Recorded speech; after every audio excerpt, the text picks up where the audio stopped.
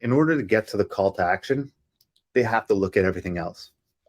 So step one in marketing is they need to stop what they're doing and actually pay attention to what you're doing. That's the hook.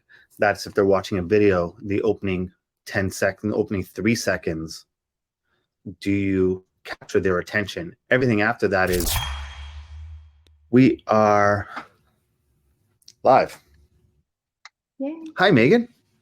Hello. You know, it's funny, you and I, we always do our little preamble before we go live. We start chatting, and then we do it again after we go live, and it always sounds like so like fake. So no preamble before this.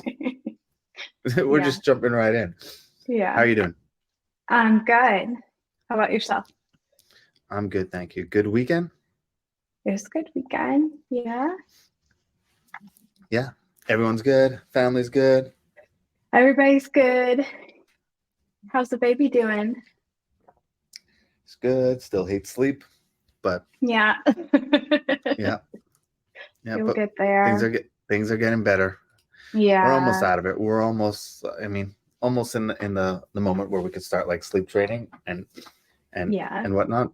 Got another like month and a half left to do that, but we're here, and we got questions this week, and we got people who need help, and people who want to grow their business, expand their life, and they want to get better, and they hope that I am the answer. And sometimes I can be, and sometimes I can't be. So hopefully on today's episode, I can be. All right. Should we get right into it? If you got any questions, put them in the comments below. Sorry, I got to do this whole like thing. Sorry. Okay. I'll put your the little ticker on. If you have any questions, put them in the comments below. Megan will go through it. She'll ask the questions. And then one day the goal is to do this like live in person, and you all come and you could all ask your questions, line up at the microphone, ask me, and I will stay for hours to make sure everyone's answered. But for now, let's go. Let's go. Okay. All right. Our first question is from Josh. As a newer entrepreneur, how seriously should I look into getting a business license or trademark? Do I need these things just starting out? I'm no accountant or lawyer, but you're going to want to probably, what's that sound? Hold on. I like hear something coming through my, I put in my other earphone and I just started, did you hear that? I don't think so. That was the weirdest thing. I put in my other earphone and then I just started hearing like some podcast that I was listening to. Oh, that's happened to me before. Yeah, that's a thing. And it's kind of trippy. Are you still connected with your? It doesn't matter, but like one is totally fine and the other is not. All right, we're going to go one AirPod. So if you're watching this is the reason why I have one AirPod in my ear, and it's like it looks very weird. That's why I decided to put another one in, pure aesthetics. But anyways, let's go into it. Look, I'm no accountant, no lawyer, but I do believe there are definitely tax benefits for you to be for you to open up a corporation, LLC, S corp in the States, or get incorporated in Canada or wherever you live. There's definitely benefits for you to be able to do that from a tax point of view. Also depends how much money you're going to make. Trademarks are a little bit different. If you believe you have something that's worth trademarking, and you have, let's say, a slogan or a name or something that's like so impactful, and you really believe you're going to turn that into millions, then yeah, you could trademark it. I'm not 100% certain on the law, but I believe that even if you don't trademark right away, it goes to first use. So even if you trademarked it tomorrow, but I could show that I've been using that term longer than you, you'll like, even if you got the trademark, I could reverse that. I'm pretty sure that that's a thing, or at least in Canada. So I don't know about trademarking, but definitely opening up a business. However, aside from the tax benefits, people get so bogged down on the little details of starting a business. Go out and actually prove that people want your stuff first. So you're going to get bogged down. There's going to be a list of things to do. Oh, I'm going to start a business. I'm going to make millions. Here's how I'm going to do it. Here's my list. I'm going to go do all these things.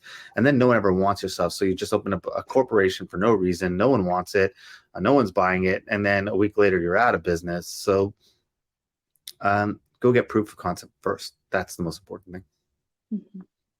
Awesome. Okay. This one is from Gary.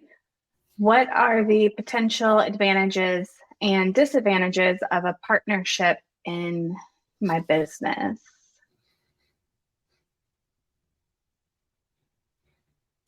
I mean, what are the pros and cons of being married, right? Like one is you get to build something big with somebody, you get to do it together, you share the workload, you get to go do it, and you get to go bigger. And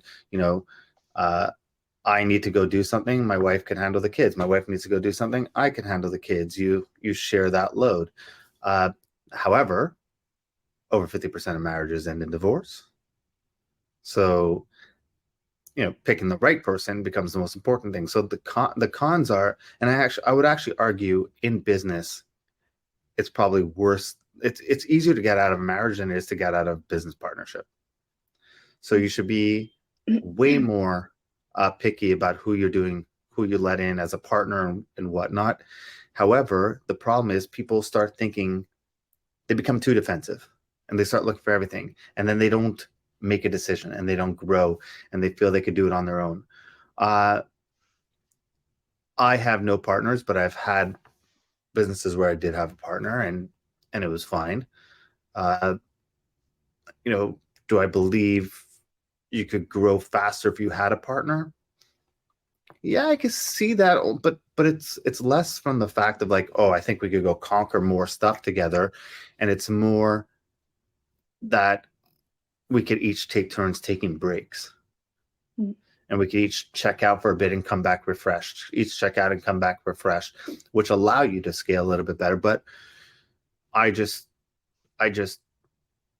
work my schedule as if I had a partnership, right? So this, Megan, that once a quarter I take 7 days off. I've learned that from one of my mentors, Taylor, and I try to take 3 days off in a row every single month so that I come back refreshed. So I try to do that, which is, could I do that longer if I had a partner? For sure.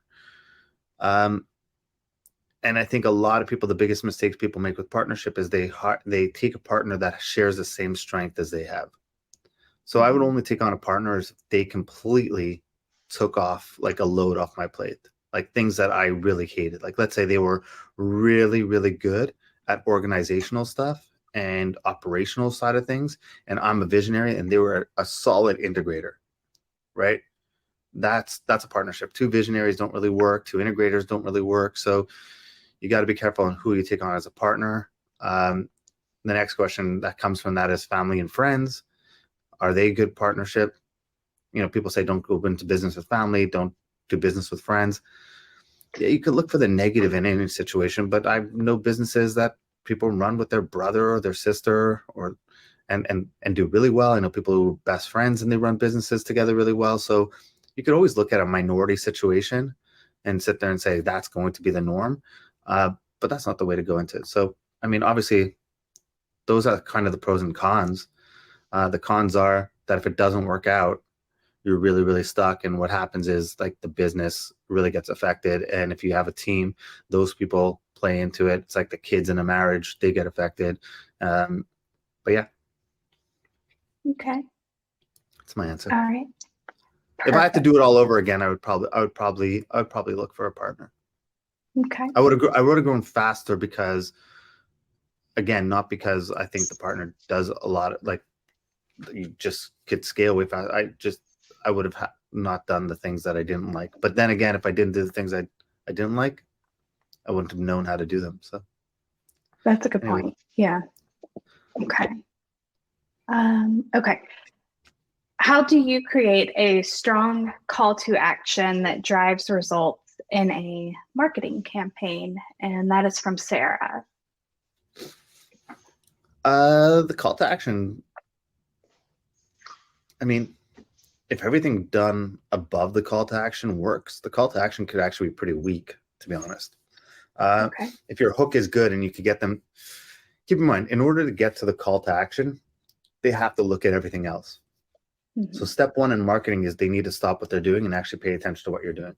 That's creative. That's the hook. That's the headline. That's if they're watching a video, the opening 10 seconds, opening 3 seconds. Do you capture their attention, and are they going to listen? Everything after that is you selling them pretty much, and you showing them about the benefits, or the benefits of the benefits, and calling them out, and why they should want to do business with you, and why they should be interested in what you have to sell. And the call to action could literally be learn more, buy now. You know, yeah, there's urgency when it comes to like urgency and scarcity. So you could always be like, there's only a day left, only 13 copies left, or only 3 more before we raise the prices. And you could do kind of like that urgency and scarcity type thing. But the truth is, the call to action really depends on everything that you put into the hook and the copy and the copy. Okay. So look at a Facebook ad, for example. The call to action there is shop now, learn more, right? Yeah. Like, those are the call to actions. Those aren't like crazy call to actions. Yeah. But everything else above that should do the trick. Okay. So it's not so much the actual call to action, it's hooking them with. It's more important to have so people don't really make the mistakes on the call to action. It's everything that comes before that, or not having a call to action at all. So they'll write this really great post, a really great ad, whatever it is, and then there's no call to action. So it's like, I'm the best coach in the world. You know, we're helping 1 million people generate results and everything like that. And then it's like, thanks. We're going to keep getting clients results, instead of like, hey, if you want to potentially get those results, click here, book a call with me, jump on this call. Now, there are some times where you don't want a call to action. You're deliberately doing that because you want people to start asking. Or you want the comments to start getting filled with people you've helped, being like, yeah, that helped. And then those become the real marketing. Those become the ad, the testimonials, being like, yeah, I've worked with Jason. He's the best. He's great. You know, his team is great, minus that Megan character. But for the most part, like, I think one of the mistakes is people don't use call to actions enough. So, Okay. This question is from Brandon. I'm starting out running ads for my own business. Which should I start with first? Google ads or Facebook ads? What do you recommend? I feel like we've answered this question so many times already. Depends, right? Like, are you a restaurant? Probably start with, I'd probably start with Google ads. You know, like, you want to pop up when people are looking for pizza shops because the intent is high. At the same time, if your goal is like awareness and you want to get in front of people, Facebook ads, right? It's like, it's different intent on each one of these platforms. Google's higher intent because they're actively looking for you. Facebook is lower intent because you're going to them and you're disrupting their day. Ads are annoying because they're not looking for you, right? If you think about it, it's why people hate TV commercials. It's like, man, just get back to the show, right? And the ones that are not annoying provide some sort of entertainment while you're watching, right? So you're okay, not doing it. And now that with, like, we have binge watching and PVRs and all those stuff, like we skip commercials. So trust me, like, if Facebook offered like 99 cents a month, you could never see an ad. Marketers would be in a big problem. They would have a big problem because they would need to start inserting themselves somewhere else. Like, it would have to be like organic posts, and they'd have to turn that into ads, and they'd have to hire influencers to start posting for them as well, so that they're seen all over the place. They'd find a way. That's what good marketers do. But for the most part, ads are annoying. No one likes your ad. And we run ads, and we spend millions of dollars a year on the platform, on platforms, right? Running ads. No one likes it. No one sits there and says, how many ads, like, wakes up, opens up their feed and be like, all right, how many ads can I look at today? No, you're disrupting what they're doing. So come in from that empathy side of things of like, hey, we're disrupting their day. We're going into what they're doing. They're on their way. They're looking for something. They're trying to see whose birthday it is today so that they can message people. Like, they're scrolling. We're inserting ourselves into there. So that's why we have to make it look native. That's why we have to make it compelling enough so that they want to stop scrolling and look at it. But yeah, you're starting a business. I think you need awareness. So, I mean, I'd probably go with Facebook ads. Again, just the intent. You have to understand all these platforms play a role. But if you just want to get in front of people who've never even heard you exist and tell them about your business, Facebook ads over Google ads. What if you're an e-commerce store? What would you recommend? Facebook ads. Okay. I mean, I don't love Google ads for e-commerce. Like, that's the truth. I think once you hit a certain scale, it's worth it to have. I mean, you should always be bidding on your own name. So like branded search, you should always have your own name so that if someone does see an ad and they search you, you pop up and you're there. But aside from that, I think too many e-commerce brands way too early diversify their money too quickly. So which means they pull their money from a Facebook budget and put it towards Google, when in reality, they're not suffering from demand recapture issue. They're suffering from I don't know who you are issue. And if they don't know who you are, they can't do business with you. So, I mean, if I was like, we build brands all the time. So if we're starting from scratch, Facebook ads over Google ads. So e-commerce is the same way. You're selling something, right? You have to think where the intent is high. So, if you're going to a bar, you want to introduce yourself to every single person and say, this is what I sell, this is what I sell, this is what I sell. Or you're walking to a trade show, you say, this is what I sell. That's like Facebook ads on scale. Okay. Now it's time for my question of the week. What is one of the best ways you use or methods that you use to hold yourself accountable in your business goals? My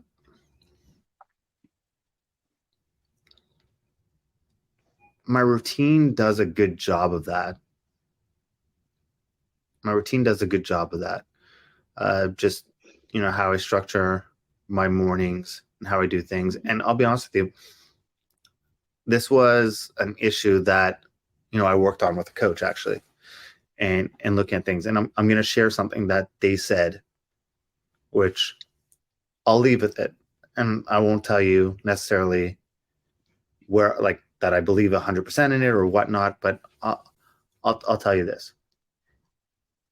We were talking about accountability, and my coach said accountability is a joke. And I said, what do you mean? He says, you don't need accountability. I said, what are you talking about? He says, it's a motivation issue. Right? Like, if I told you right now, Megan, lift a car, do you think you could lift a car? Absolutely not. What if Savannah was trapped under the car? Savannah's Megan's daughter, by the way. I would hope I could lift that car. I might need some help. but you see what I mean, right? I would try like, my hardest. Yeah. But you see what I mean a little bit, right? Like there's some sort of like, you go out and do it. So now let me put it this way. So the problem with that is it's clear, right? Someone's there, you're going to go in. Fire, a building on fire, you're running in, right? So the way to look at accountability, he told me, was, if I told you every day, like, if you're like, I'm like, Megan, if you keep eating cheeseburgers every single day, you're going to die. Like, I'm a doctor, Dr. Jason. I'm a marketing doctor, but in this case, I'm a health doctor, business doctor. But now I'm a real doctor in this story. If I told you, Megan, if you keep eating what you're eating like this every single day, And you're like, I love cheeseburgers. I can't. No, I'm going to have one every day. I'm like, listen, if you continue eating the cheeseburger every single day, you are going to die and you will not walk Savannah down the aisle. If you need accountability to make sure you never eat another cheeseburger, you're a loser. And potentially a very shitty parent. Right? Mm-hmm. And that was the answer that they gave me. That was what my coach said to me. If you need that, right? If you're like, okay, well, then I need to hire someone to make sure I never eat a cheeseburger again. And I need accountability. I need someone to check in on me every day. You're a loser. The problem isn't accountability. The problem is the drive and the why isn't strong enough. Isn't strong enough. Now, on the flip side, I'll tell you that going to the gym, I hate it. If I hire a trainer, that's not holding me accountable. It's less the accountability and more that I don't like paying for something and not getting benefit from it. So if I'm paying you and I don't show up, then I'm stuck paying you. So it's more me putting my money where my mouth is, so I actually go do the work. But it's still a form of accountability, and it's because my why isn't strong enough. Like I haven't attached it. So I get the need for accountability at times. There is that need, but that's the way to look at accountability. And for the most part, I said I wouldn't tell you what I believe. I believe that's 100% true, what he taught me. Now, it's harder to put that into practice and whatnot, but if I'm going to do something and I go through the days and it's like, it's not getting done, man, I need Megan to message me every single day and say, are we moving closer to this? Are we moving closer to this? Are we moving? And if still not doing it, then I got to just take a step back and be like, do I even want this? So that's my 2 cents on accountability. What do you think? You buy into that? I would buy into that. Yeah, that makes a lot of sense. I guess every situation's different, but no, that definitely makes a lot of sense. So I am happy with that answer, Jason. That's a good one. Good. Well, if you want to be happy with your answers that you get from me, you have to submit a question. And in order to do so, put them in the comments below, email Megan, message me, do whatever you need to do. But we're here to help every Monday at 10 a.m. Eastern time. We are here with the Ask Jason Show. Megan, as always, thank you so much. And we will see you all soon.